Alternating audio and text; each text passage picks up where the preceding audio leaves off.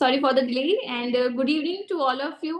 We are back again. I'm Dr. Mansi from Homeopathy 360 with another webinar in collaboration with Phonics on the title How to Treat Autoimmune Disorders with Homeopathy. A topic to discuss we are going to do. It is a very important topic and very important to understand, because at this point many of us we think that how homeopathy can help in autoimmune disorders, and the cases are going to be difficult to treat. And today we got the chance with Dr. Himanshu Bhola sir. He is going to teach us how can we deal with the autoimmune disorders. Now let me introduce Dr. Bhola sir is a silver medalist in Bachelor of Homeopathic Medicine and Surgery, and has been devoted his art and science of healing for over 20 years. He practiced at Dr. Bhola's Homeopathy Clinic in New Delhi, where he specialized in treating psoriasis, hormonal disorders, psych disorder, and many other chronic and complex conditions. His work centers around mind method of homeopathy, focusing on deep connections between mind and body, where he achieved lasting cures. In August 2024, he introduced Phonics Homeopathy, a unique approach that blends classical principles with innovative thinking to revive health and awaken the body's innate healing power. Sir, we are very grateful to have you today on this platform, and we are very eager to learn from you today. So a very warm welcome to you. Thank you very much. Thank you very much, ma'am. So I will share my screen. Yes, sir.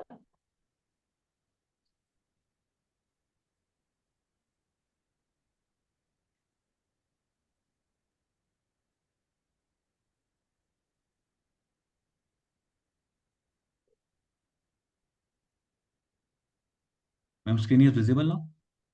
Yes.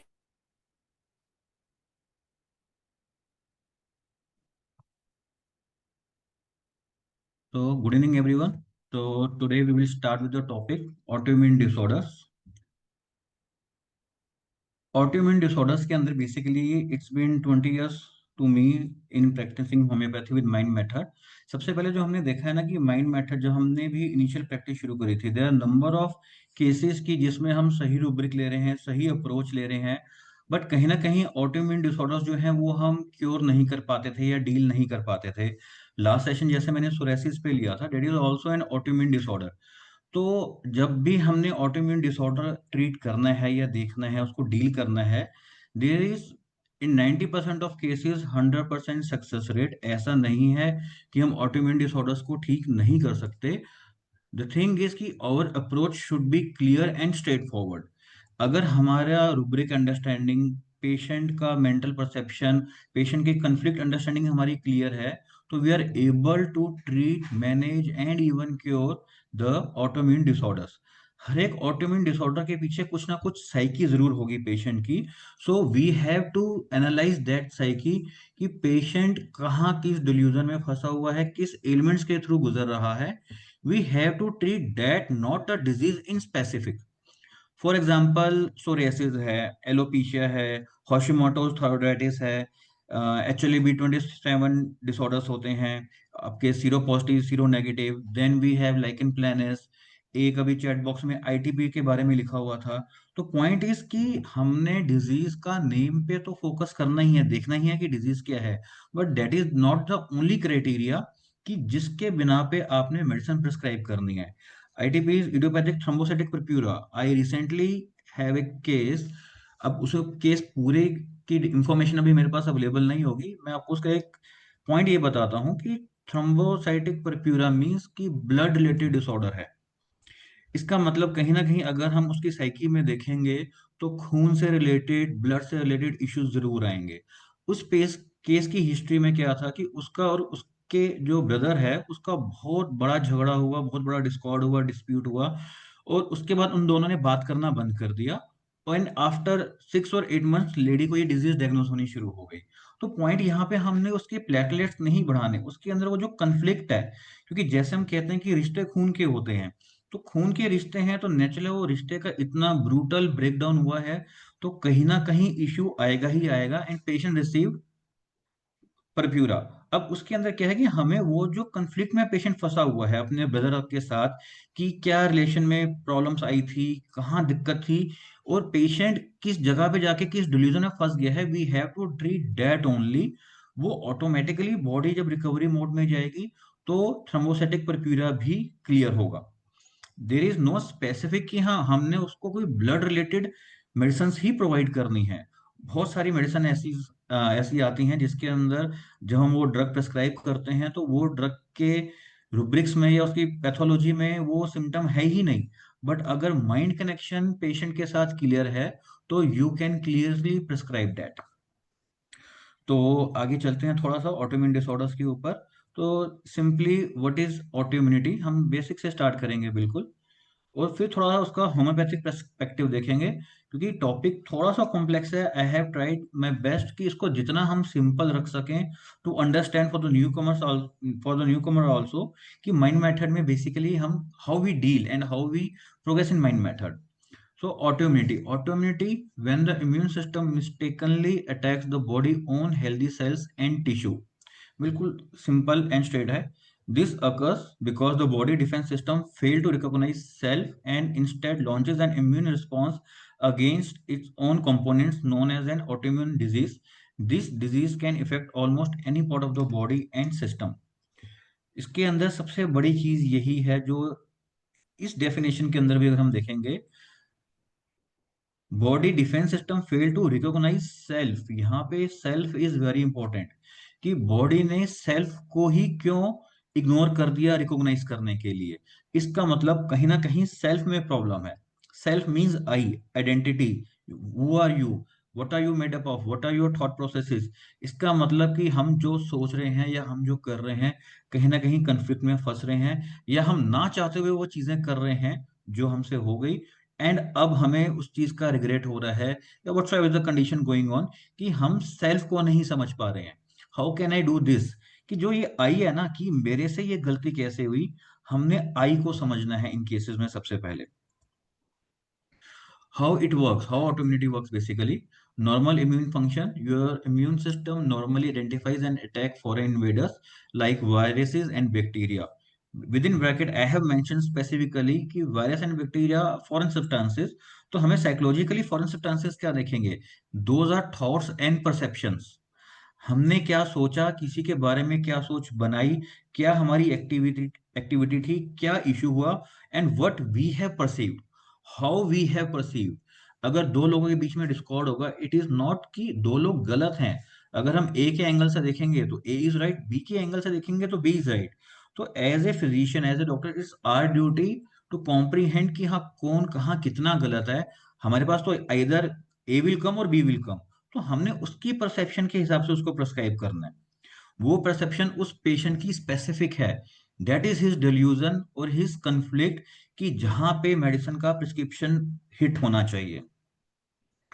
Autoimmune response. In an autoimmune disease, the immune system becomes overactive and sends out antibodies and T cells, overactive lymphocytes to attack healthy cells and tissue। अब इस definition के अंदर हमें सबसे important क्या चीज मिलती है, ओवर एक्टिव रिस्पॉन्स। ऑटोइम्यूनिटी के अंदर हमने दो चीजें देखनी है, सेल्फ के साथ डिसोसिएशन, कि सेल्फ में कहाँ प्रॉब्लम आ रही है, और ओवर एक्टिव रिस्पॉन्स क्या हो रहा है। जैसे हम डिजीज को कहते हैं, डॉक्टर शंकर ने कहा कि disease is out of proportion reaction, कि जितना रिएक्शन हमें आना चाहिए हम आउट ऑफ प्रोपोर्शन जा रहे हैं, तो हमें प्रॉब्लम्स आती हैं। तो that out of proportion is basically over active response, कि उस ओवर एक्टिव रिस्पॉन्स को हमने ओवर हटाना है और एक्टिविटी में लेके आना है, means with in the limited range, with in the boundaries लाएंगे, तो ऑटोमेटिकली जो ऑटोइम्यूनिटी है वो क्लियर रहेगी।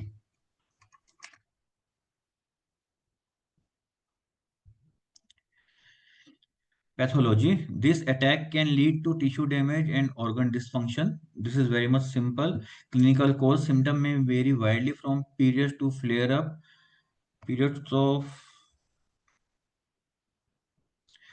followed by periods of improvement and remission.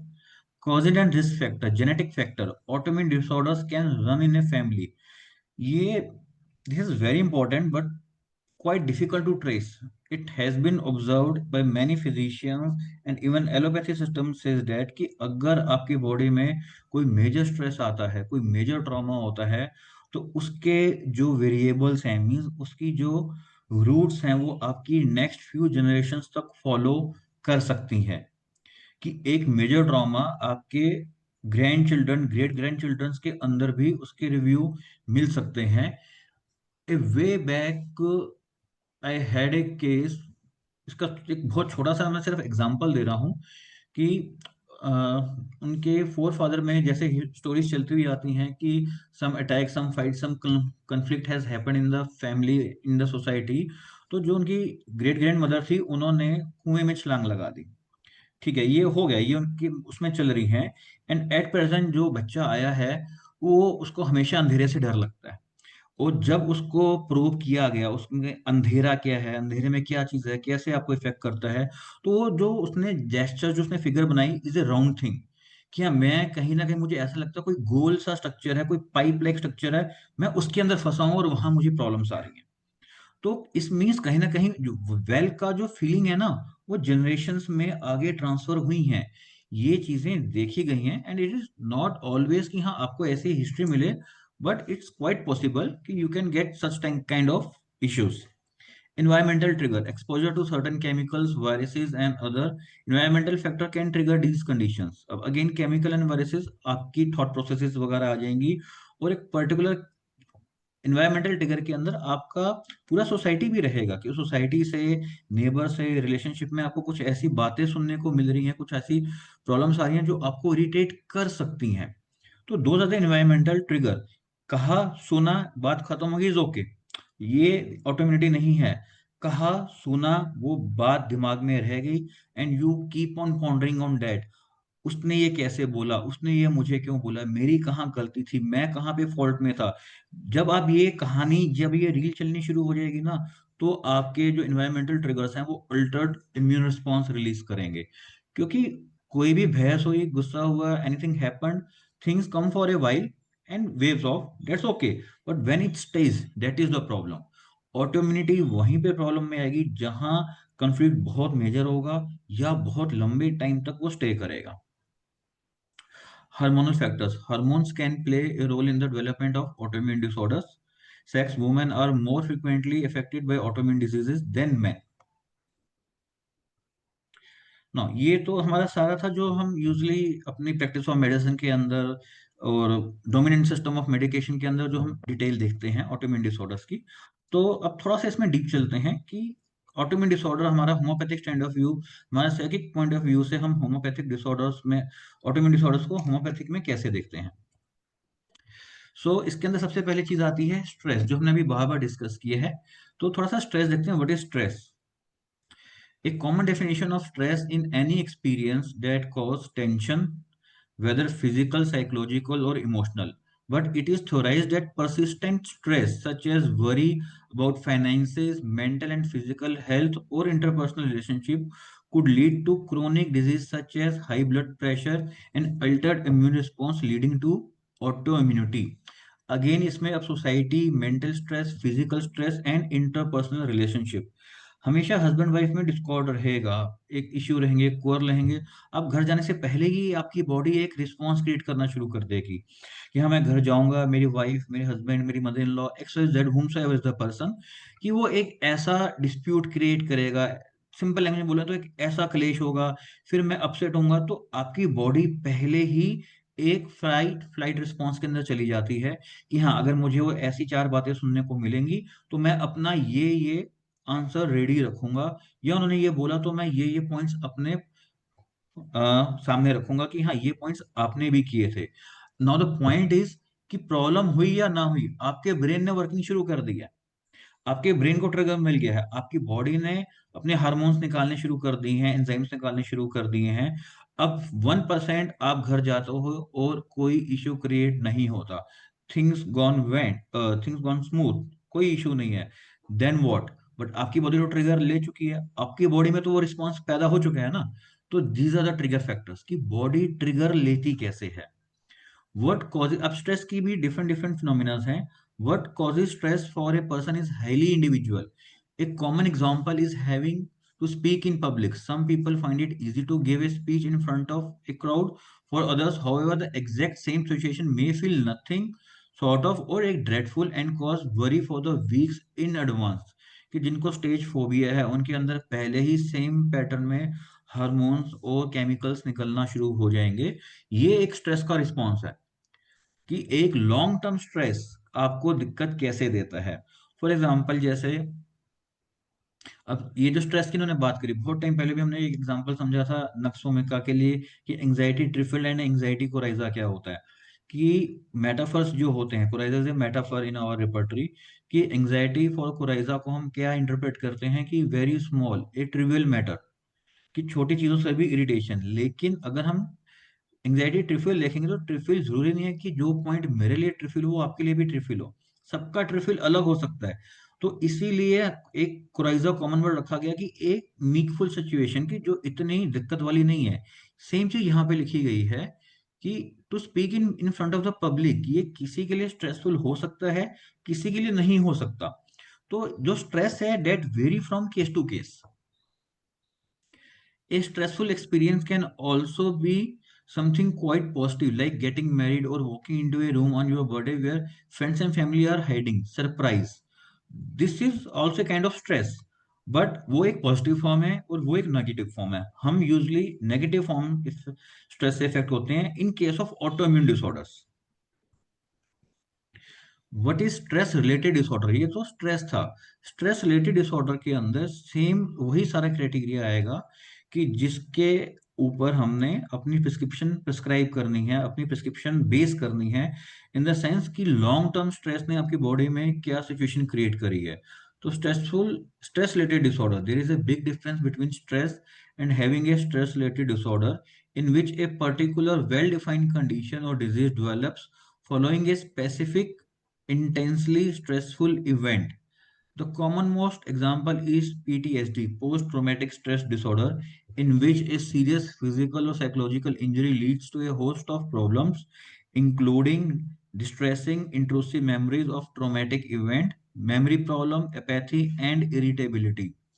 अब ये स्ट्रेस रिलेटेड डिसऑर्डर है कि एक इश्यू क्रिएट हुआ और उससे रिलेटेड सिम्टम्स कुछ टाइम के लिए आते हैं, बट पीटीएसडी टाइप डिसऑर्डर्स के अंदर वो लंबे टाइम तक चलते रहते हैं और उसी के इन्फ्लुएंस के अंदर आपकी बॉडी की फंक्शनिंग चेंज हो जाती है, आपका इम्यून रिस्पॉन्स चेंज हो जाता है।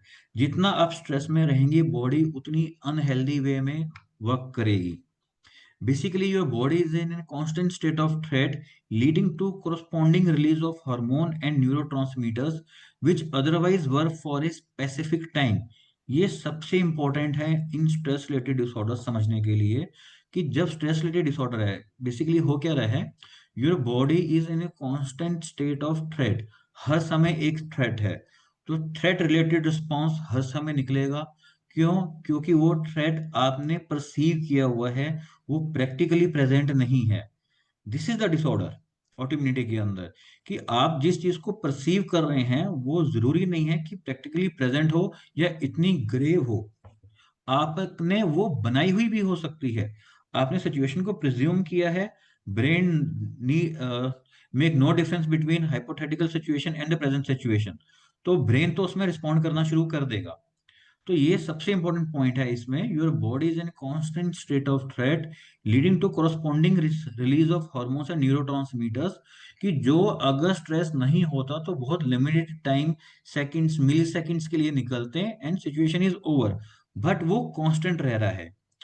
आप हाईवे पे ड्राइव कर रहे हैं, सडनली आपके आगे जो कार है उसने ब्रेक लगाई और आप भी इंस्टेंटली एकदम ब्रेक लगाते हैं। ब्रेक लगाई, मिली सेकंड के अंदर वर्कआउट हुआ, बट जैसे ही आप रुकते हैं आपको पेल्पिटेशन होनी शुरू हो जाती है कि अगर हम टकरा जाते, नहीं रुकती, आपको स्वेटिंग आनी शुरू हो जाती है, नंबर ऑफ थिंग्स। आप किसी से चिट चैट कर रहे थे कि यार मैं बात कर रहा था, अभी एक्सीडेंट हो जाता। अब क्या है, इस सिचुएशन के बाद कुछ पर्सनैलिटीज ऐसी मिलेंगी जो ओवर कॉन्शियस हो जाएंगी through out the highway, through out the journey. वो बिल्कुल सेफ चलेंगी, थोड़ा सा साइड लेकर के चलेंगी, ज्यादा भीड़ हो रही है तो अपना डिस्टेंस मेंटेन करके चलेंगी। अब क्या हुआ, वो स्ट्रेस टाइमिंग के लिए आया, इमरजेंसी थी, आगे ब्रेक लगी, आपने भी लगाई, सिचुएशन इज ओवर। बट अब क्या है, जो सेंसिटिव पर्सनैलिटीज हैं, जो कॉन्फ्लिक्ट टेकिंग पर्सनैलिटीज हैं, उनके माइंड में क्या आ गया कि ये दोबारा हो सकता है। Now they are on cautious side. तो ये जो कॉशियस साइड है ना, this will lead to constant release of hormones and neurotransmitter which otherwise were for a specific time। जो थोड़े टाइम के लिए निकलने थे वो थ्रेट कंडीशन के अंदर, कंफ्लिक्ट कंडीशन के अंदर अब कॉन्स्टेंटली रिलीज के अंदर है। तो ये जो कॉन्स्टेंट रिलीज होगा, this will cause you autoimmunity. अब इस स्ट्रेस के बाद सबसे मेन चीज आती है ऑटो इम्यूनिटी में, जो सबसे प्राइम फोकस हमारा होना चाहिए, गिल्ट। तो अभी हम गिल्ट को अंडरस्टैंड करते हैं कि गिल्ट से हमारा मतलब क्या है। और ऑटो इम्यूनिटी में मैंने अभी तक जितने भी केसेस डील किए हैं, my prime focus is to search for the guilt. और यही चीज आपने भी वर्कआउट करनी है। अभी हम गिल्ट को अंडरस्टैंड करेंगे, then we will come to know कि गिल्ट एक प्रॉब्लम क्रिएट करता कैसे है।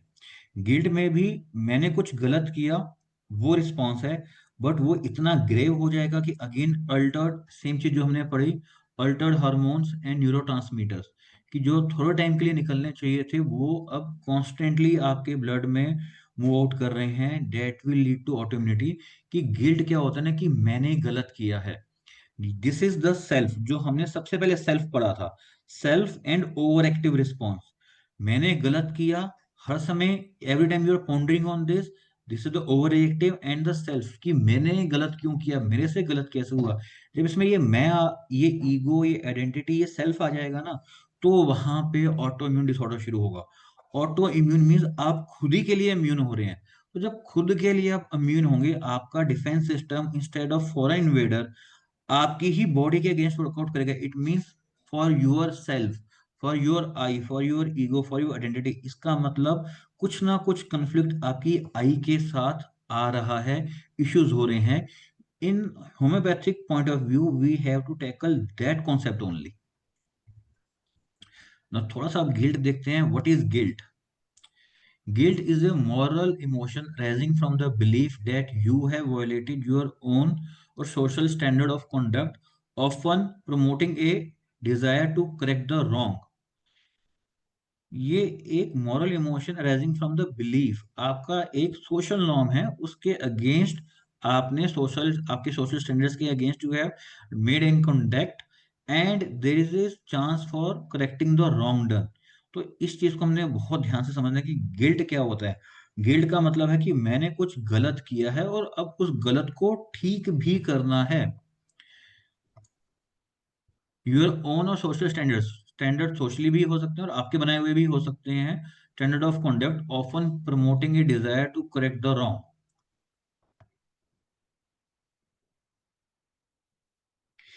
Guilt is tied to a specific action, inaction, or thought that you perceive as wrong or believe has caused harm, and act as a signal indicating that your behavior has clashed with your own moral principles or personal values। Again, this point is very important। Guilt is tied to a specific action, inaction, आप करो या ना करो, towards a thought that you perceive as wrong or believe has caused harm। या तो उसने harm किया है या आपको लग रहा है कि ये हार्म कर सकती है। वही चीज जो हमने पहले पढ़ी थी कि आप सिचुएशन को परसीव कैसे करते हैं, कि ये चीज गलत हुई है या ये गलत ही थी, there is a difference. But body reaction दोनों में गलत पे ही करेगी कि हाँ ये चीज गलत थी। यू परसीव एज रॉन्ग सबसे ज्यादा इंपॉर्टेंट है कि how this is the conflict. Conflict हमें यू परसीव में मिलेगा। You perceive means how you analyse and take a situation. कोई भी एक इंसिडेंस होता है तो आप उस सिचुएशन को कैसे लेते हो, हेयर द कंफ्लिक्ट लाइज, और यहीं पे ऑटोइम्यूनिटी का कॉज हमें मिलेगा। एक की characteristic of guilt is the tendency to want to make amends और फिक्स द सिचुएशन। कि अब गलती होगी, अब गिल्ट हो गया, now we have to correct that. तो अब हम कहाँ पे फंस रहे हैं, हम हर समय उस गिल्ट को सही करने, क्योंकि ऑटोइम्यूनिटी में आई में आया ना, तो आई के लिए गिल्ट हुई, सबसे पहले गिल्ट आया। अब गिल्ट वो एक्चुअल गिल्ट है या परसीव्ड गिल्ट है, फर्स्ट थिंग हमें ये चीज देखनी है कि वो गिल्ट परसीव था या एक्चुअल था, first thing. Second thing is over activeness of immune response, कि वो गिल्ट जितना हम परसीव कर रहे हैं और बिलीव कर रहे हैं, उतना वो गिल्ट पोटेंट है भी या नहीं है। हमने रॉन्ग किया है, हमसे रॉन्ग हुआ है, हम उसको क्राइम समझ रहे हैं, या बेसिकली हमसे गिल्ट हुआ है। This is difference. चोर अगर चोरी करेगा, सिंपल जो एग्जांपल्स हम देखते हैं डे टू डे में, वो कहते हैं हमें और कुछ नहीं करना आता इसलिए हमने चोरी करी। बट अगर चोर चोरी कर रहा है तो उसके पीछे उसका तो कुछ परसेप्शन होगा ना। हमारे लिए वो गलत है लेकिन उसके लिए वो सही है। तो ये परसीव हम कैसे करते हैं किसी भी सिचुएशन को, this is very much important. A key characteristic of guilt is tendency to want to make amends and fix the situation। कि अब हमने क्या परसीव किया है, कितनी सिवियरिटी पे परसीव किया है, और हम उसको कितना जील में है करेक्ट करने के लिए। दोनों चीजें इसमें ऑटोमेटिक में देखी जाएंगी।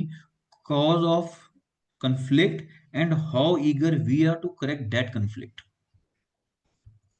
Guilt can arise even when the offence is imagined. वही जो परसीव वाली अभी यहाँ पे बात आई, how you perceive it is, how you imagine, how you take the guilt. Guilt can arise even when the offence is imagined और the responsibility is perceived rather than real. Responsibility is perceived rather than real means आपको responsibility दी नहीं गई है, आपने ले ली है। You are not able to handle it responsibility, now you are going into guilt कि मैंने वो काम नहीं किया। जो हम रुब्रिक देखते हैं, responsibility taking too seriously. Responsibility too seriously means जो टू सीरियसली है that is perceived rather than real. कि वो उसको टू सीरियसली कर रहा है इसलिए ही वो रिस्पॉन्सिबिलिटी अपनी पूरी कर रहा है, तो वो नॉर्मल चीज है। बट रिस्पॉन्सिबिलिटी में जब टू ऐड हो गया तो वो हमारे लिए अब हो गया कि हमने अब नॉर्मल चीज पे ही प्रिस्क्राइब करना है। तो टू सीरियस होना किसी भी सिचुएशन के लिए, सीरियस होना is okay but too serious होना is not okay. Some family members, particularly parents, may feel responsible for their loved ones' illness and guilt over not being able to prevent or cure it। किसी के घर में कोई ऐसी situation, कोई ऐसी बीमारी पेरेंट्स को, लव्ड वंस को कुछ हो गई जिसमें आप कुछ नहीं कर सकते, उसके लिए भी अपने आप को ब्लेम करना इज एज गिल्ट। बहुत सारे पेशेंट्स होते हैं जो थोड़ा लोअर सोशल इकोनॉमिक स्टेटस से आते हैं। अब किसी को कैंसर है, वो कीमो रेडियो मैनेज नहीं कर सकता। This is the reality, this is the fact, you have to accept that कि हाँ हम इतना महंगा ट्रीटमेंट या इतना महंगा डॉक्टर हॉस्पिटल अफोर्ड नहीं कर सकते। बट आपकी कैपेबिलिटी में जो है वो तो आप कर रहे हैं ना। तो ये वही चीज है कि आप अब गिल्ट में जा रहे हैं। अगर मेरे पास पैसे होते, अगर मेरे पास रिसोर्सेज होते, अगर ऐसा होता तो मैं अपने पेरेंट्स को, स्पाउस को, किड को, रिलेशनशिप को, किसी भी पर्सन को मैं ये ट्रीटमेंट दिलवा देता, वो बेटर हो जाता, वो आज जिंदा होता, वो आज प्रेजेंट होता। Now you are going into guilt because you have perceived offence is imagined और द रिस्पॉन्सिबिलिटी इज परसीव्ड। आप फैक्ट से दूर चले गए। फैक्ट क्या है कि ये सिचुएशन है और ये हो सकता है। इस सिचुएशन में आप जो बेस्ट कर सकते हैं that has to be done. But आप कहाँ चले गए, गिल्ट में कि मेरे पास इतना नहीं है, मैं ट्रीटमेंट नहीं करवा पा रहा हूँ, मैं ऐसे नहीं करवा पा रहा हूँ। नाउ ये जो मेरे पास ये नहीं है, मैंने ऐसे नहीं किया, मैं तो ये जो मैंने नहीं किया ना, this is the self, this is the I. यहाँ पे प्रिस्क्रिप्शन जाएगी कि उस स्टेट के अंदर पेशेंट का माइंड कहाँ पे कंफ्लिक्ट में अटक गया है, कि वो सिचुएशन को प्रिज्यूम कर रहा है, ओवर रिएक्ट कर रहा है, इमेजिन सिचुएशन है या प्रैक्टिकल सिचुएशन है। ये बहुत टाइम पे देखा जाता है कि ऐसे होती हैं कि number of times cancer patient एक बहुत आपको दो पेशेंट का एग्जांपल देता हूँ, उनका से बताता हूँ। कि अब एक पेशेंट था that is on the last stage of cancer, prostate cancer के लिए वो आया हुआ था। तो आई वाज सरप्राइज, उसके पास वर्ल्ड टूर का टिकट था। ये चीज पॉइंट मैंने एक बार पहले भी डिस्कस किया था। अब पेशेंट का आंसर क्या था कि मेरे बच्चे ऐसे हैं ना कि अगर मैं मर गया उन्होंने ऐश में उड़ा देने हैं ये सारे पैसे, तो मैं क्यों ना उड़ाऊं, मैंने सारी जिंदगी मेहनत कर रही है, ये पैसा मैं अपने ऊपर खर्च क्यों ना करूं। इसमें कुछ भी इमेजिन्ड नहीं है। वो फैक्ट है कि उसके बच्चे ऐसे हैं, लापरवाह है, मेरा इलाज नहीं कराते, उन्होंने भी वेस्ट करने हैं, तो मैं उसको खत्म करूंगा, मैं उसको यूज कर लूंगा। ठीक है। सेकंड केस के अंदर that is on the first stage, वो no I will not use the word cure, वो बेटर हो भी सकता है। बट वो ऐसे रो रहा है कि जैसे पता नहीं क्या हो गया, कि मैं मर जाऊंगा, मेरे बच्चों का क्या होगा, मैं उनके लिए एफडीज नहीं करा पाऊंगा, सारा पैसा मेरे ट्रीटमेंट पे लग जाएगा, उनकी फ्यूचर एजुकेशन का क्या होगा। This is the perceived. Now how you are perceiving, जिसको हम हाइपोकॉन्ड्रियासिस के अंदर चले जाते हैं, कि how you are presuming a particular situation. तो उसमें क्या है, अगेन मैं गलत हूं यहाँ पे। परसीव्ड सिचुएशन में मैं गलत क्या है कि मुझे ये बीमारी हुई है, मेरे ऊपर सारा पैसा लग जाएगा, ये गलती है, मुझे बीमारी हुई ना होती तो मेरे बच्चों का सब कुछ बन जाता। तो अगेन मैं, I, self identity, ego, again conflict जाके आई के ऊपर फंस रहा है। अगेन वो गिल्ट में जा रहा है कि अगर मैं बीमार ना हुआ होता, या मुझे वेदर इट इज कैंसर और एक्सवाइजेड एनी डिसऑर्डर, कि अगर ये सिचुएशन ना हुई होती तो ये सारा पैसा मेरे बच्चों के फ्यूचर के लिए, फ्यूचर एजुकेशन के लिए यूजफुल होता, बट अब वो मेरे ऊपर स्पेंड हो रहा है। So this is again the I की प्रॉब्लम जो है वो आई के अंदर आ रही है। This is auto immunity. यहाँ पे ऑटो इम्यूनिटी जरूर क्रिएट होगी कि मैं अपने आप को ब्लेम कर रहा हूँ, कि मेरी इम्यूनिटी मैं खुद अपनी तरफ उसका एंगल मोड़ रहा हूँ, कि हाँ, I am blaming my self. Guilt can manifest as denial or ignoring the disease because it is too difficult to cope with, or because family members fear they are unable to provide adequate support. ये वही चीज आगे जो अभी हमने discuss करी है। Impact of guilt and stress on immunity. Stress and inflammation. Emotional stress such as that caused by guilt activate the body's threat response system HPA axis, which can lead to the release of stress hormone and inflammatory cytokines. Again, emotional stress. ये वही चीज हुई कि जो emotional stress और guilt आया है या हमने परसीव किया है, बॉडी को वो कांस्टेंट स्टेट ऑफ स्ट्रेस में रखेगा, आपका एचपी एक्सिस एक्टिवेट होगा एंड अल्टर्ड रिस्पॉन्स आएंगे। Weakened immune response. Chronic stress and negative emotions may be linked to a weakened immune response, as suggested by research showing lower level of protective antibodies in individuals reporting high guilt. High guilt patients के अंदर protective antibodies का level कम देखा गया है। अब ये सबसे crucial आता है कि अब हमारा मेन ऑटोइम्यूनिटी के बाद की चीजें शुरू होती हैं, कि ऑटोइम्यूनिटी में जो हमने आई, ईगो, सेल्फ देखा है, वो कहाँ पे आपको कंफ्लिक्ट क्या क्रिएट करता है। Conflict are these are thoughts that keep haunting you, that you have done something wrong, that how can you justify your actions and thoughts behind them, your action and thoughts behind a particular action, how will you justify them, कि तुमने ये कैसे किया, मेरे से ये कैसे हो गया, मैंने ये क्यों कर दिया। जब सारा ब्लेम मैं पे आएगा ना, these thoughts keep on haunting you and constantly your HPA axis will remain in a state of constant release of hormone and cytokines.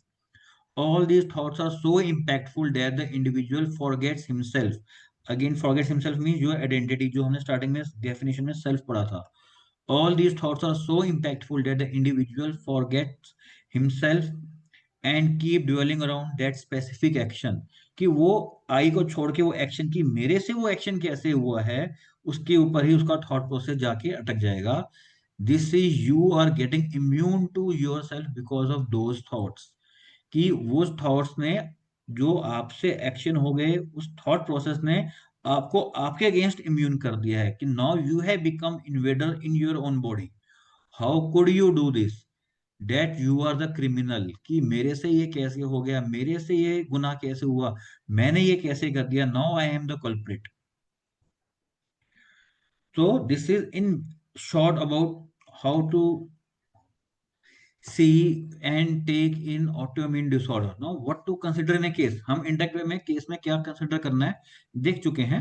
अब हम दो तीन शॉर्ट केसेस देखेंगे, क्योंकि केस बहुत लंबे हैं, हमारे पास टाइम कम है, तो मैं उन केसेस का जीस्ट लेके आया हूँ सिर्फ, कि केस में हमने देखना कैसे होता है। तो अदरवाइज अगर हम होम्योपैथिक पॉइंट ऑफ व्यू को थोड़ा सा फर्दर एक बार देख लेते हैं। Autoimmunity, an internal conflict born out of mistaken emotion and thoughts, those are not the real thought, those are the mistaken emotions. You have to keep this in mind that those emotions are mistaken. It's a house whose alarm system turn on for the resident instead of the intruders. अपने अंदर ही alarm बज रहा है। It's a state where the body no longer knows where self and an other begins. या आप लोग इसको ऐसे भी समझ सकते हैं, where self and an conflict begins, कि सेल्फ खत्म होगा और प्रॉब्लम अराइजिंग सिचुएशन जो है वो अराइज होगी। the mind the mind's immune system self criticism goes into overdrive।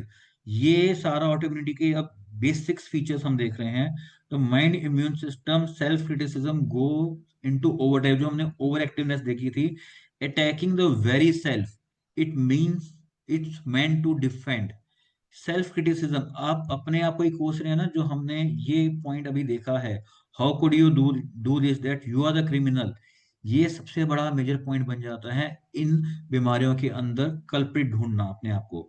Psychologically this evoke anxiety, self loathing, perfectionism, the mechanism that one kept us safe from rejection, failure, pain, become destructive when they can't turn off। Override of the system, you can not turn off. अब से एक action हो गया है और conflict arise हो चुका है, now it's not in your hand to shut it down. ये मुझे एक बड़ी अच्छी सी एक इमेज मिली थी, आपका एक सीसीटीवी कैमरा है एंड एक फेस है। The psyche forgets its own face and begin to treat itself as an intruder. देखिए कि ऑटोइम्यूनिटी क्या है, ऑटोइम्यूनिटी नहीं है बाहर इंट्रूडर देखना है, बट आपकी इम्यूनिटी अंदर ही अंदर के पर्सन को इंट्रूडर समझ बैठी है, इसलिए वो उसी के अगेंस्ट वर्कआउट कर रही है। और वो उसको इंट्रूडर समझी क्यों है? Because of the conflict happened and the thought process you made, the thought process you perceive कि ये ऐसा हुआ है और ये ऐसा नहीं होना चाहिए था। The psyche forgets its own face and begins to treat itself as an intruder. This captures depersonalization, shame or internalized oppression, अंदर ही अंदर घुटना, when parts of the self are rejected as alien or dangerous, कि मैं खुद के लिए ही harmful हो चुका हूं। आप हुए नहीं है, लेकिन आपके थॉट प्रोसेसेस और कन्फ्लिक्ट्स ने उनको आपकी बॉडी के लिए डेंजरस बना दिया है। In short, autoimmunity is when the mind defense mistake the self for the threat, when survival strategies become self sabotage, कि जिस चीज ने आपको सेव करना है वही आपके लिए अब थ्रेट बन चुकी है। तो अब सेल्फ के में जब हमारी प्रॉब्लम आएगी, सेल्फ में आई में सारा कुछ देखेंगे, तो माइंड में हमें उससे कॉरस्पॉन्डिंग रूब्रिक्स क्या मिलते हैं? In short, we will get remorse, पछतावा, delusion, reproach, he has neglected his duty and deserves, that he deserves reproach because he has neglected his duty, खुद को कोसना, delusion, wrong he has done, delusion, crime he had committed, delusion, criminal he is a, delusion, reproved, expect to be reproved he is, brooding grief over imaginary, delusion, disease, incurable disease he has। अब इस type के जितने भी rubric हैं, point is autoimmunity deal करने के लिए, autoimmune cases, autoimmune disorders को ट्रीट करने के लिए एक सेल्फ क्रिटिसाइजिंग, एक सेल्फ डिमीनिंग रूब्रिक आपकी प्रिस्क्रिप्शन में जरूर होना चाहिए।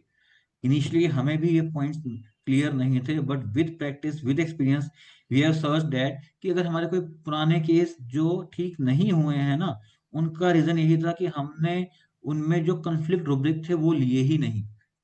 तो ऑटोइम्यूनिटी के लिए एक इम्यून रूब्रिक जिसमें बॉडी सेल्फ क्रिटिसिज्म के अंदर है, वो रूब्रिक हमारे पास प्रेजेंट होना बहुत जरूरी है। अब डिफरेंट डिफरेंट रेमेडीज अपने आप को डिफरेंट वेज में क्रिटिसाइज कर सकती हैं और निकलने के पैरामीटर्स ढूंढ सकती हैं, वहां पे रेमेडीज का डिफरेंशिएशन होना शुरू हो जाएगा। बट रॉन्ग डन कहाँ पे उसने किया है या हुआ है, वो आपको जरूर देखना है। एलोपीशिया, ये एक बहुत छोटा सा केस है एलोपीशिया का, सिंपल सा केस है, दो तीन केस देखते हैं। तो ये she is I think 23-24 year old girl, college going girl है जो आई है। तो बहुत सारा केस चल रहा था, हमने देखा कि भाई अब हमने कंफ्लिक्ट ढूंढना है कि मेरे स्कूल में मार्क्स कम आए थे, ऐसा हो गया वैसा हो गया, number of things going on, आलतू फालतू बातें चलती रही। पॉइंट इज आलतू फालतू बातें, like we are trying to prove in the case, but वो कंफ्लिक्ट तक आ नहीं रही थी। तो सडनली अब उसकी मदर ने बोला she is a very emotional person, जो लग नहीं रहा था देख के। तो अब आउट ऑफ द बॉक्स क्या आया? Emotional person, now start this emotional, how you are emotional. तो अब उसने एक कहानी सुनाई, कहानी इन द सेंस कि ऑटो में मेरा क्वेश्चन उसको ये था कि एलोपीशिया स्टार्ट होने से पहले क्या हुआ था लाइफ में। I have one regret in my life and that is for my grandmother, she was very affectionate and caring lady and she start weeping, कि वो बहुत लविंग और अफेक्शनेट थी and the girl start crying like hell, but I always use to shout at her, she always showed love and affection by giving hugs, cutting fruits for us and many more things, but I always used to repel her। Like no दादी not now, why you are always bringing fruits for us, don't hug me, मेरा hair style खराब हो जाएगा, मेरी dress खराब हो जाएगी। One day we planned a surprise for our mother, but somehow by mistake दादी spoke about that in front of her. Mother का बर्थडे था, बच्चे जैसे प्लान करते हैं, अब ओल्ड एज में है दादी, तो दादी के मुंह से निकल गया कि ये कुछ ऐसा सोच रहे हैं. That was by mistake, but the thing is how you perceive the things. To this I got furious and said many things to her. The day she expired, my brother cried like hell, and I realized that what an amazing person she was. It means पता उसको पहले भी था, but वो अपने जिस phase के अंदर कॉलेज गोइंग गर्ल है, जिस माहौल में, जिस फ्रेंडशिप में, जिस माहौल में वो चल रही थी, तो उसको वो चीजें इतनी वैल्यूएबल नहीं लग रही थी. समवेयर ब्रेन नोज कि ये है, बट उसका रिएक्शन क्या था? Repulsion. I was always busy in my own stuff and always neglected her. मैं हमेशा अपने ही चीजों में बिजी थी और मैं उनको निग्लेक्ट करती रहती थी. I always been rude to her, never understood her love and care.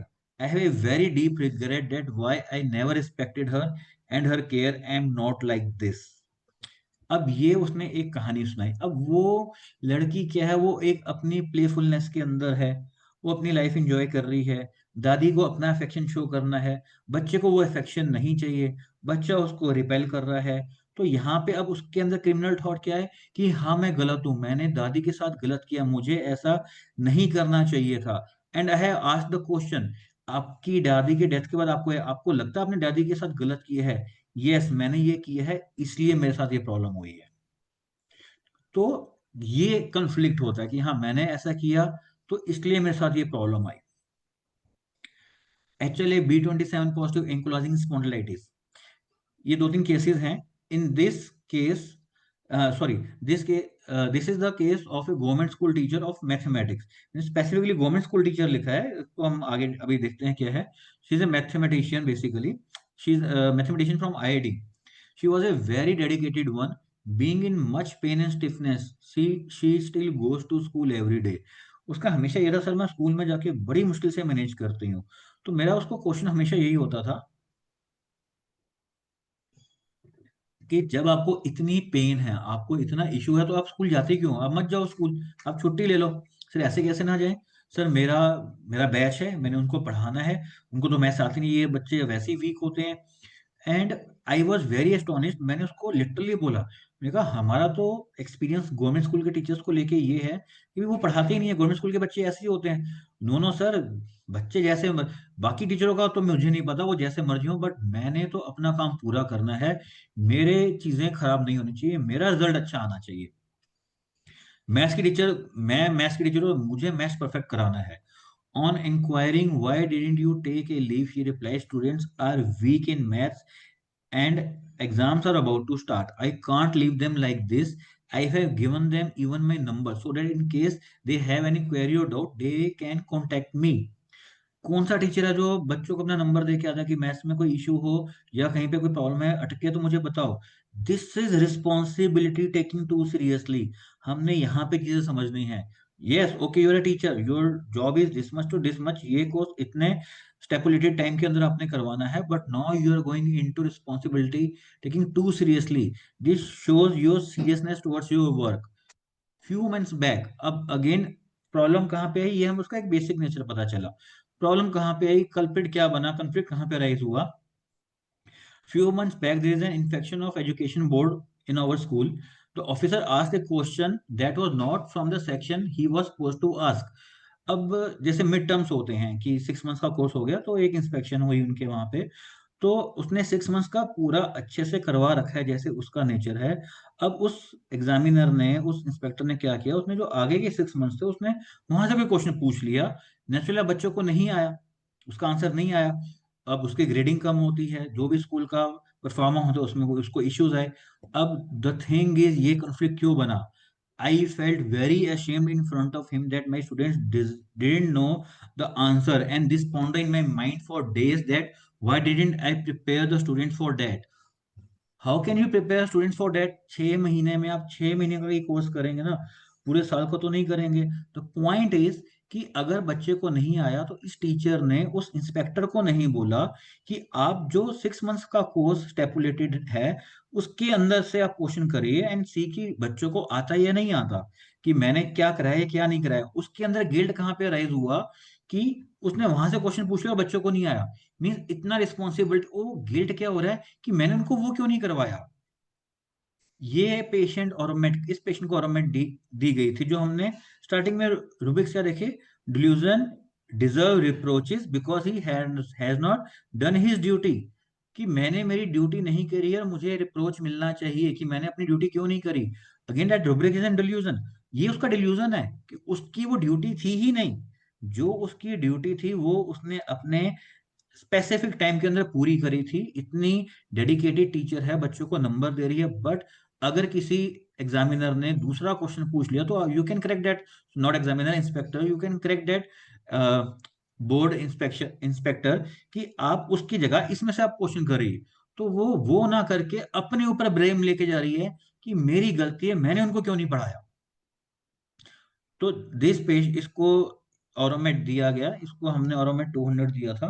तो उसके बाद उसका H L A seropositive, then H L A negative, then changes in the spine, सारा कुछ हुआ over a span of 3.5 years। Slowly slowly slowly थोड़ा सा dose बढ़ाया, पोटेंसी बढ़ाया, स्केल चेंज किया, and she get clear. But the point is कि हमने एच एल ए B27 को ट्रीट नहीं करना है।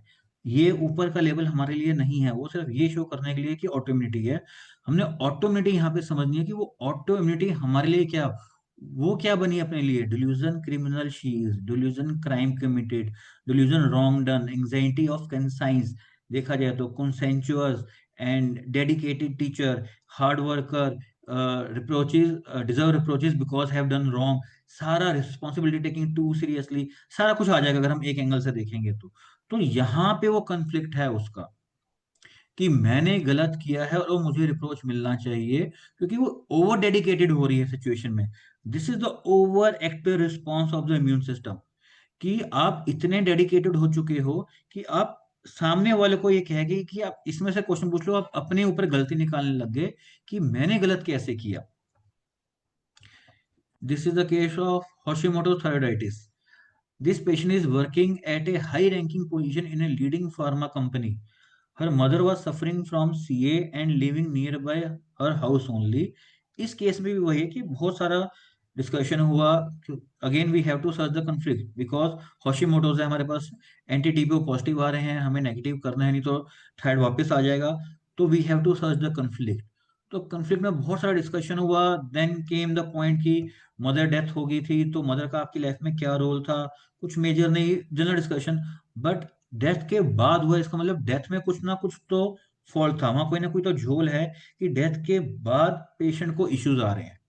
कई बार पेशेंट बहुत अटैच होता है, जैसे लिथियम हम देखते हैं, लिथियम ब्रिलियम वाले, वो अपने मदर फिगर को या डिपेंडेंट होते हैं बहुत ज्यादा, जैसे स्ट्रॉन्शियम होते हैं जिनको गाइडेंस चाहिए, उस टाइप की पर्सनैलिटीज भी होती हैं। बट वो ऑलरेडी एक अच्छी खासी एज की लेडी है, एक अच्छी पोजीशन पे है, तो कहीं ना कहीं डिपेंडेंसी नहीं है। दो बट प्रॉब्लम आई है मदर की डेथ के बाद, तो वी हैव टू सर्च कि कहाँ पे झोल था।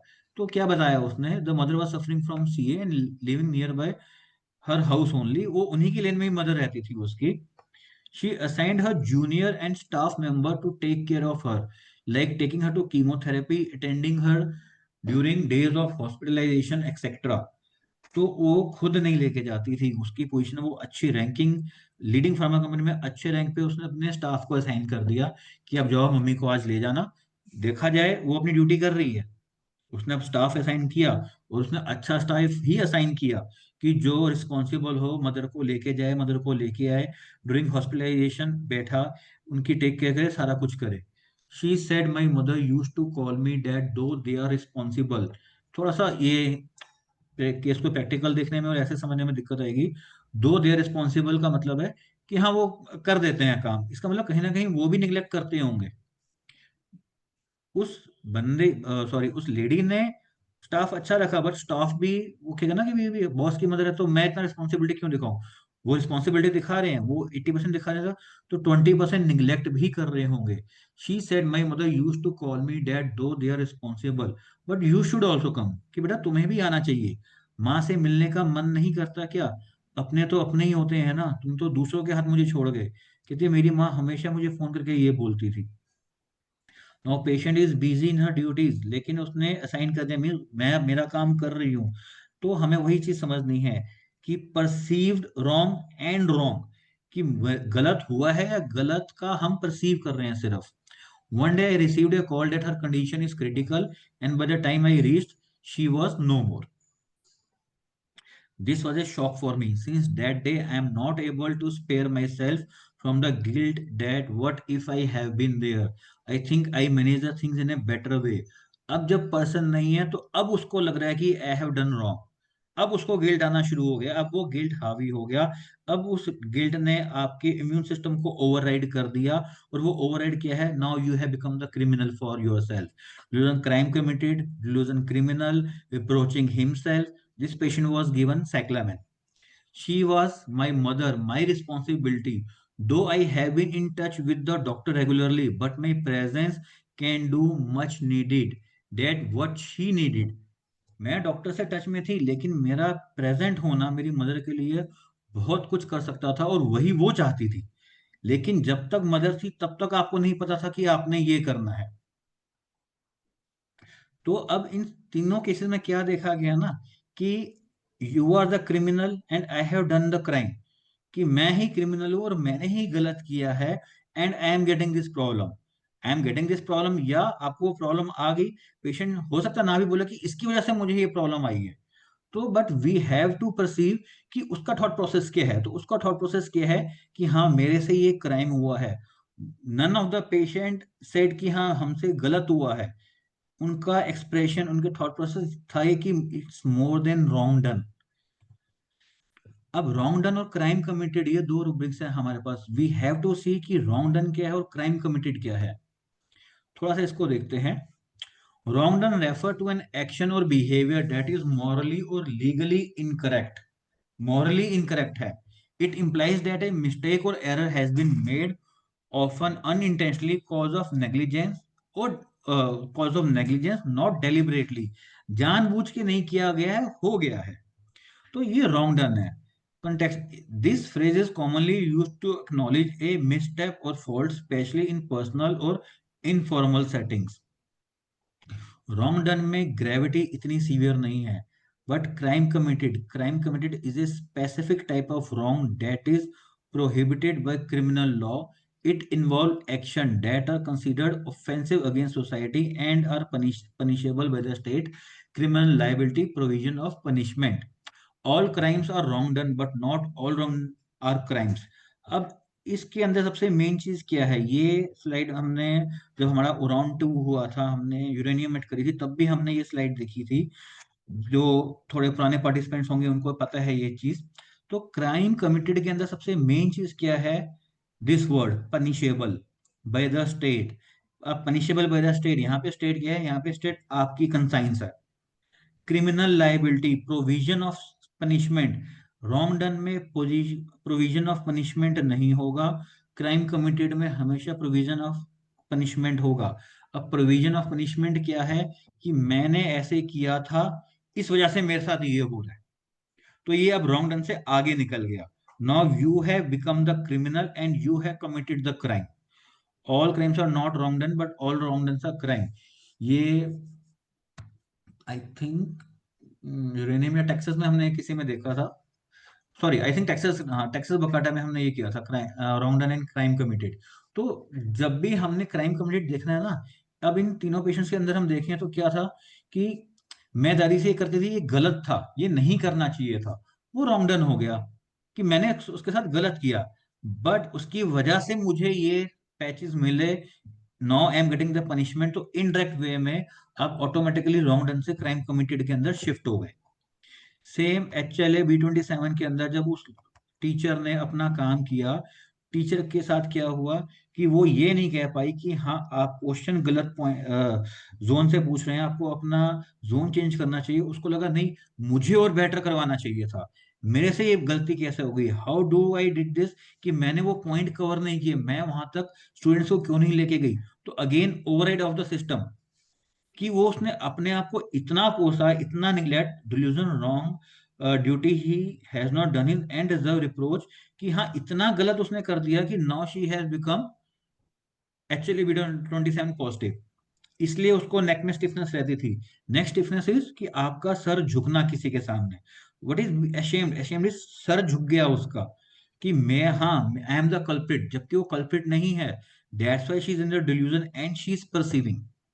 तो इसमें हमें रॉन्ग डन और क्राइम कम्युनिटी को समझना बहुत जरूरी है।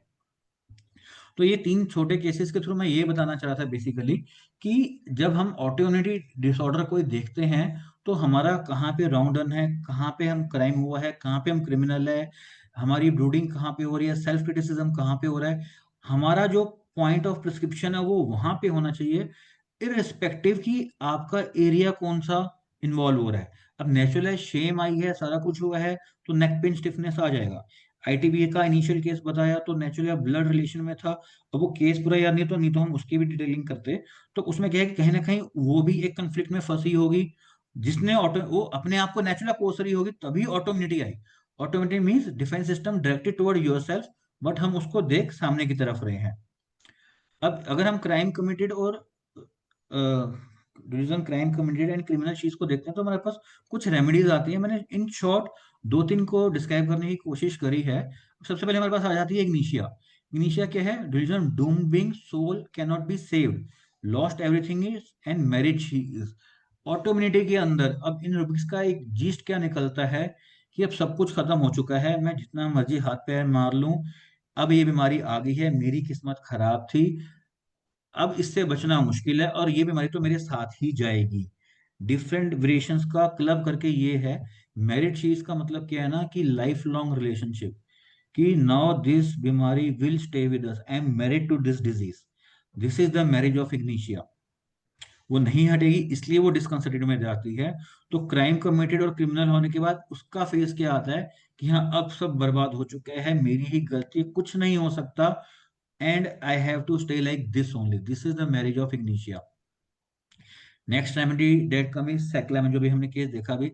साइक्लामेन के अंदर ना एक बहुत ध्यान से अगर हम केस टेकिंग करेंगे तो हमें एक फेज मिलता है, delusion mountain he is on the ridge of A mountain. तो एंड राइडिंग बाइसिकल, ऐसे करके एक रूब्रिक, दो रूब्रिक है, on the ridge and driving bicycle.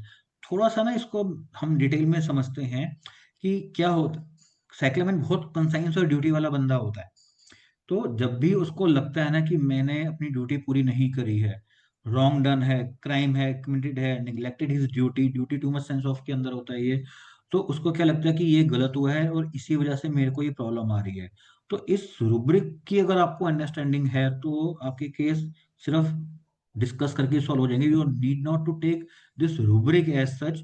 Mountain riding on the ridge का मतलब क्या होता है? माउंटेन ऐसे है, ठीक है, इसके ऊपर एक पतली सी रिज है, दोनों तरफ खाई है।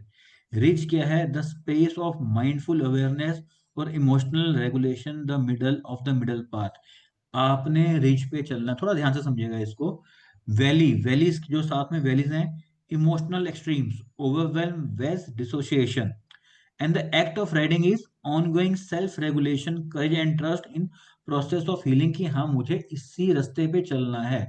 इसको एक छोटा सा एग्जांपल से आपको समझाता हूँ। एक पेशेंट था, उस लेडी को ब्रेस्ट नोड्यूल हो गए। अब ब्रेस्ट नोड्यूल होने के बाद जैसे केस में डिस्कशन हुआ सारा कुछ, तो क्या निकला केस का कि जब उसकी प्रेगनेंसी थी तो उसका इनिशियली एक्सेप्टेंस नहीं था अपने चाइल्ड के लिए, गर्ल चाइल्ड के लिए। तो उसको लगता था कि नहीं यार गर्ल चाइल्ड नहीं होना चाहिए, इसको अवॉइड कर देते हैं। फ्यू डेज तक ये थॉट से, फिर उसने कहा नहीं मैं ऐसा कुछ गलत नहीं करूंगी। तो उसने उसको अच्छे से रखा, सारी थॉट प्रोसेस पॉजिटिव थी, सारा कुछ हुआ, हेल्दी प्रेगनेंसी गई, सारा कुछ हुआ।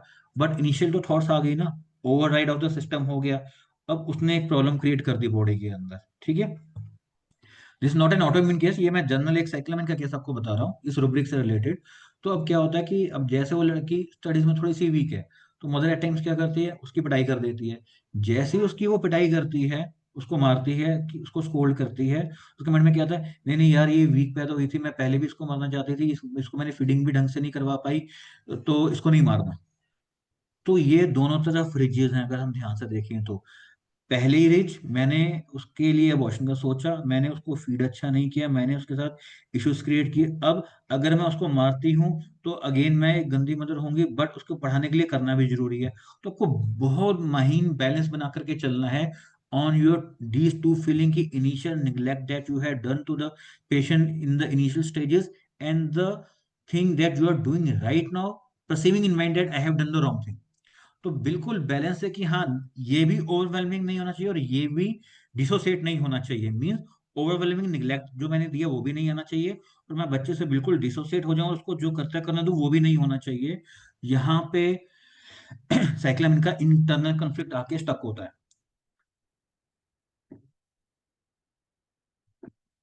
यहाँ पे हमें मिलता है साइक्लामिन का wrong done, crime committed and criminal she's. Allen and Boericke के अंदर एक लाइन लिखी गई है, डॉक्टर बोरिक में लाइन लिखी हुई है, टेरर ऑफ कंसाइंस, ठीक है। एंड डॉक्टर एलन में लिखा है एलिमेंट्स डायरेक्टेड इनवर्ड्स, कि इनवर्ड्स होने का मतलब ये है कि सेल्फ जो रेगुलेशन मैकेनिज्म है, कि सेल्फ को ब्लेम करना। डिजिटैलिस, डिजिटैलिस ये भी क्राइम कमिटेड, रॉन्ग डन, सारी चीजों के अंदर आती है, बट इसका ये निकलने का मैकेनिज्म क्या है ना, दो चीज हमने डिस्कस करी थी कि आप अपने आप को गिल्ट में कैसे देखते हैं और गिल्ट से एस्केप में कैसे देखते हैं। डिटेलिस भी एलिमेंट फ्रॉम डिवॉचरी में है, सारा कुछ है उसके अंदर, रॉन्ग डन, क्राइम, क्योंकि क्राइम कमिटेड वाली चीजें काफी कॉमन निकल आती हैं इन चीजों के इस टाइप के केसेस में।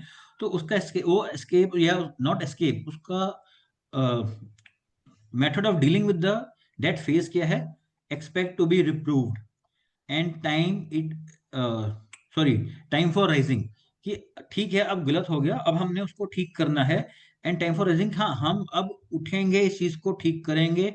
होपफुल के अंदर है, परसिवरेंस के अंदर है कि हाँ अब तो जो गलत हो गया हमने उसको पहले इनिशियली क्या होता है, कंफ्लिक्ट आता है क्राइम से। सेकंड फॉलोअप क्या कि अब क्राइम में कितना स्टक हो जाते हैं। लेकिन जब वो रिकवरी फेस में जाता है तो रिकवरी फेस के अंदर इतना ज्यादा इंडल्ज हो जाता है कि again that become conflict for the patient. तो ओरिजिनल कंफ्लिक्ट के साथ उसका जो रिकवरी मोड है वो भी उसके लिए कंफ्लिक्ट बन जाता है, because of that over intelligence. Math और मैथ के पेशेंट ने स्टूडेंट्स को नहीं कराया इज ओके, लेकिन अपने आप को कोसना उसके एवज में no again become a conflict for her. पहला कंफ्लिक्ट मैं बोल नहीं पाई, दूसरा कंफ्लिक्ट मैं already too much duty conscious हूं, और तीसरा कंफ्लिक्ट की इतनी ड्यूटी कॉन्शियस होने के बावजूद भी मैंने सुना, and again this is my fault only, कि मैं बच्चों को नहीं करा पाई तो मेरी गलती थी। तो अगेन ऑटोइम्यूनिटी में सेल्फ के साथ डिसोसिएशन होना, सेल्फ के ऊपर क्वेश्चन मार्क लगना बहुत इंपॉर्टेंट है। औरमेट, जैसे हम जानते हैं औरमेट क्या है, he has neglected his duty and deserve reproaches, delusion one has committed unpardonable sin. तो अब वो जो क्या है, वो गुनाह से ज्यादा पाप बन जाता है उसके लिए, कि मैं ये कैसा कर सकता हूँ।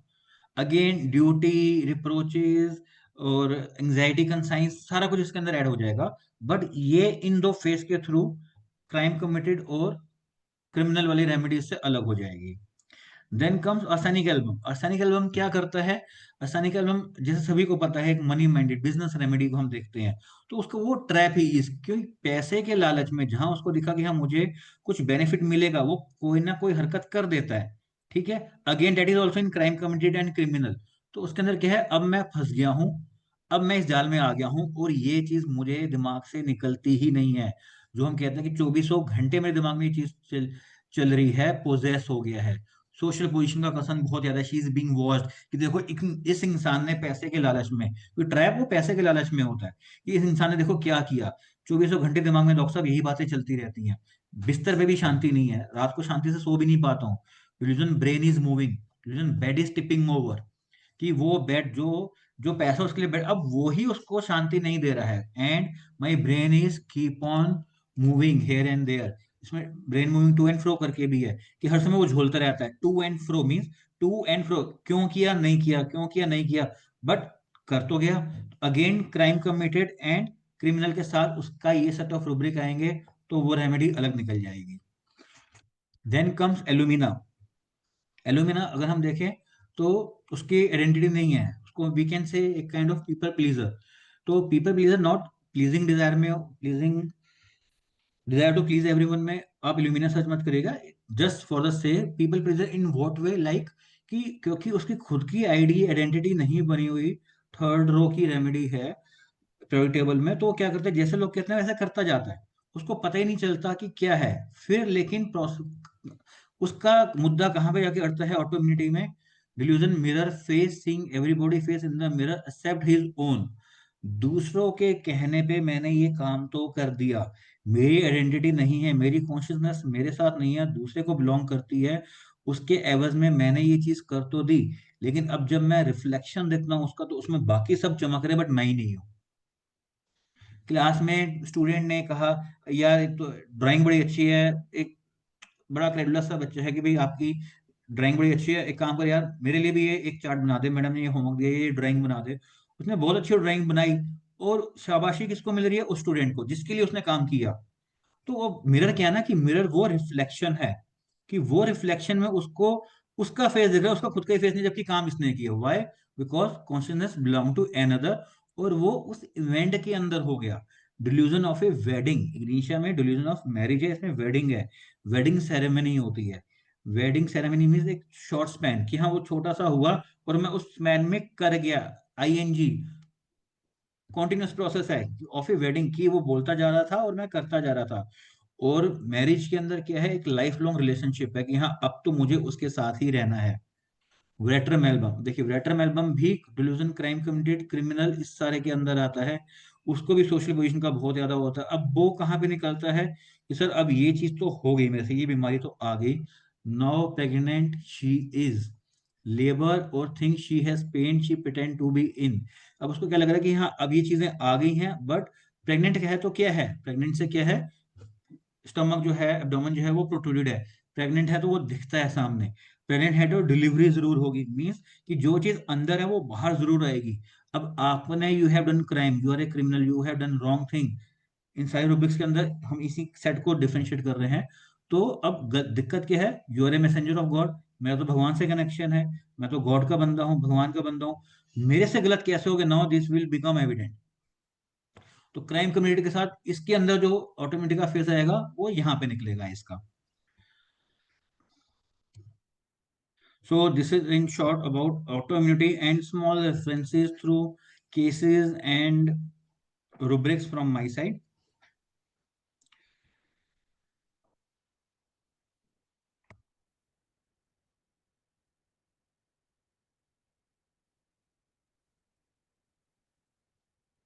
Dr. Mansi, are you there?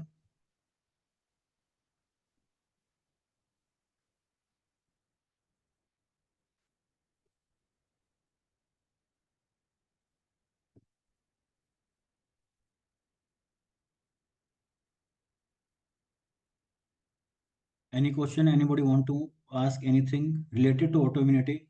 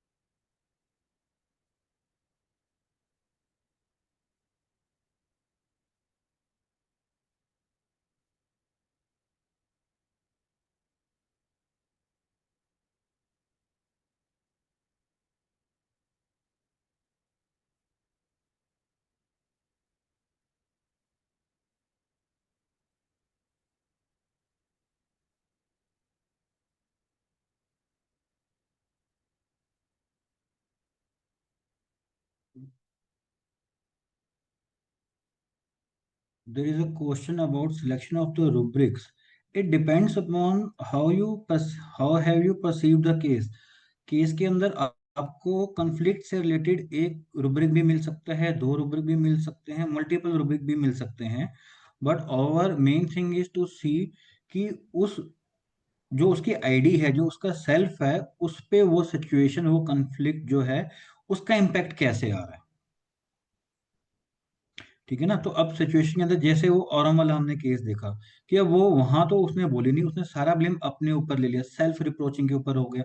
इसलिए ही वो डिस्ट्रक्टिव फेज की रेमेडी मानी जाती है, कि वो अपने आप को कोस कोस के वो डिस्ट्रक्ट कर रही है। अब जैसे डिजिटलिस का फेज आया, क्राइम एंड कमिटेड हुआ, लेकिन उसकी कंसाइंस ने उसको इतना ज्यादा झकझोर दिया कि उसको लगा now it's time I have to prove myself. Alumina के अंदर क्या हुआ कि भाई मेरी मेरी तो आईडी थी नहीं, मैं तो लोगों के बहकावे में आके ये काम कर गया। वियट्नाम का क्या है कि ठीक है, गलती होगी, क्राइम एंड कमिटेड, बट अब मेरी सोशल पोजीशन हैम्पर हो रही है। तो सोशल पोजीशन को मैं कैसे डील करूं, तो प्रॉब्लम्स कहाँ पे जाके अटकेंगी, कि पेशेंट का कंफ्लिक्ट कहाँ पे जाके स्टक हो रहा है, उसका जो मेंटल मेकअप है वो किस जगह पे फिक्स हो चुका है कि हाँ इस चीज से मुझे निकलना है।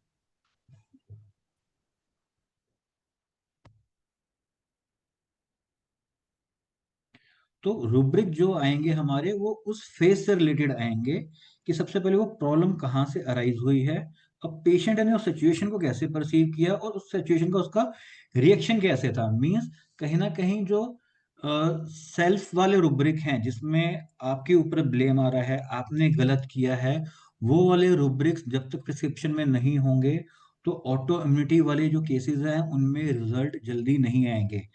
अदरवाइज इनिशियल इंप्रूवमेंट आपको नो डाउट जरूर मिलेगी।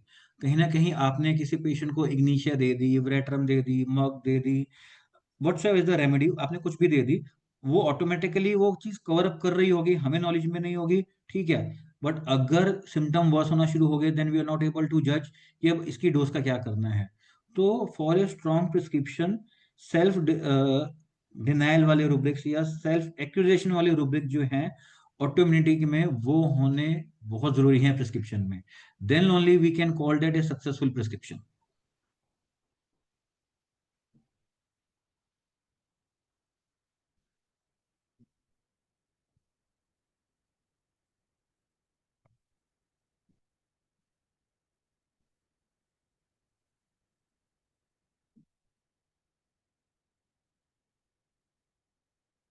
हर एक रेमेडी के अंदर अपना एक कंफ्लिक्ट होता है। इट डजेंट मैटर कि that is a metal remedy, plant remedy और एनिमल रेमेडी। हर एक रेमेडी में कंफ्लिक्ट तो आएगा ही आएगा, और वो कंफ्लिक्ट ही उसके डिल्यूजन्स और उसके फियर्स डेजिग्नेट करते हैं कि ये चीजें कैसे होती हैं। अब इसके अंदर क्या हुआ ना कि डिल्यूजन के अंदर, अब जैसे आपने मिनरल का बोला, मिनरल के अंदर हम देखते हैं कि मेरे में कमी है, मीन्स उसका जो डेवलपमेंट है, उसका डेवलपमेंटल फेज पूरा नहीं है। ये हम मिनरल्स के अंदर देखते हैं कि उसमें कहीं ना कहीं लैक है किसी चीज का। एलएसी के, नॉट एलएसी, जो लैक रेमेडीज हम देखते हैं, तो उसके अंदर लैक है, उसका फोकस उन चीजों को पूरा करने में रहता है। तो उसके जो कंफ्लिक्ट होंगे वो भी उसी से रिलेटेड होंगे। एनिमल्स के अंदर हम देखते हैं जिसके में लैक रेमेडीज भी आती हैं, तो उसमें मी वर्सेस यू का कंफ्लिक्ट होता है, कि मैं तो ऐसा करना चाह रहा था बट उसने ऐसे कर दिया, मेरे साथ ये हो गया। तो जो मी वर्सेस यू का आएगा, अगेन उसके अंदर टेरिटोरियल कन्फ्लिक्ट्स होंगे, उसके अंदर हायरार्की इश्यूज होंगे। हमें ये सारी चीजें देखने की वहां कन्फ्लिक्ट में हम कैसे फंस रहे हैं। प्लांट के अंदर हमें सेंसिटिविटी एंड रिएक्टिविटी मिलती है, कि मैं सेंसिटिव हूँ, उसने ऐसा रिएक्ट कर दिया और उसकी वजह से मेरे अंदर ये सिम्टम्स आ गए। उसने कुछ ब्लेम मेरे ऊपर कर दिया, मैंने रिएक्शन बैक नहीं किया, मेरे ऊपर ऐसे सिम्टम्स आ गए। तो प्लांट में जो हमें कंफ्लिक्ट मिलेंगे, वो सेंसिटिविटी एंड रिएक्टिविटी से रिलेटेड मिलेंगे, बट कंफ्लिक्ट मिलेंगे जरूर हमें।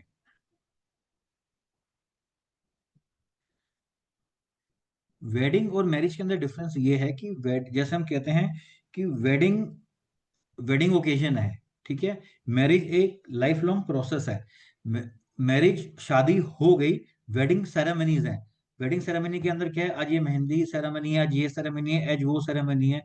तो date is for a short span, you are engaged for a short span, और उस शॉर्ट स्पैन के अंदर आपने जो चीजें कर दी, वो आपको इफेक्ट डाल रही हैं। एंड मैरिड शी इज, जो है निशा का जैसे डिलीजन, वो शी कैनॉट ब्रोक द वो, मीन्स कि अब मैंने एक कसम खा ली है, अब मैंने इसको अपना एक जीवन साथी चुन लिया, तो अब मैं उस रिश्ते को एंड तक निभाऊंगी। बिकॉज साइक्लेमेन, और अगर हम साइक्लेमेन एंड इग्निशिया को देखते हैं क्राइम क्रिमिनल में, तो इनिशिया सेंसिटिव टू मोरल इंप्रेशंस में जाके अलग हो जाती है, क्योंकि ये उसकी एक मोरल, ये उसकी एक कॉन्साइंस है कि हाँ मैं अब एक इंसान के साथ मैरिड हूँ, तो जीऊँ मरूँ मैं उसी के साथ ही मैरिज में रहूंगी। तो this is the married, marriage is a life long process. एक प्रेगनेंसी का मतलब है कि कोई चीज आपके पास आना जो बहुत ज्यादा एविडेंट हो गई है। एक केस था उसको, आई एम नॉट श्योर, लकेसी या नेट्रोम्योर का। तो उसका क्या था कि उसके फेस पे, लड़के के फेस के ऊपर बहुत सारे एक्ने हो गए। तो I am not going to the party right now. क्यों नहीं जा रहा? कंपनी वर्जन प्रेगनेंसी ड्यूरिंग, कि ये इतना सारा सामने एविडेंट है बिल्कुल। प्रेगनेंसी जो है वो आप छुपा नहीं सकते, और प्रेगनेंसी है तो डिलीवरी जरूर होगी। ठीक है ना? प्रेगनेंसी के अंदर because of bloated abdomen it is visible. Pregnancy का मेन इशू विजिबिलिटी होता है कि हाँ ये चीज दुनिया को दिख रही है। और ठीक है, प्रेगनेंसी एक इज ए हेल्दी स्टेट, तो वो कंफ्लिक्ट में है ही क्यों? क्योंकि यहाँ पे प्रेगनेंसी अनहेल्दी है, कि मैंने वो काम कर दिए हैं जो नहीं करने चाहिए थे, और अब वो काम सारे दुनिया के सामने आ जाएंगे। That's why pregnancy become a conflict state in the रेटर्म केस। अदरवाइज तो प्रेगनेंसी एक हेल्दी प्रोसेस होता है। I think it's too late now. Dr. Mansi, are you there, or shall I conclude the session? So thank you everyone for your kind patience. Just Thank you listening so to much. the. Thank you so much, sir, Thank for you, this thank you, wonderful session. And we have learned a lot from you, from the differentiation of the remedies to to knowing the deep root cause of the disease. Thank you so much. thank you, And ma'am. I guess we have cleared all the doubts. And soon this session will be available on YouTube of Homeopathy 360, where you can comment and have other doubts also. So Thank you, thank you ma'am. so much, sir. Thank you, ma'am. Good night. Good night, Good everyone. night.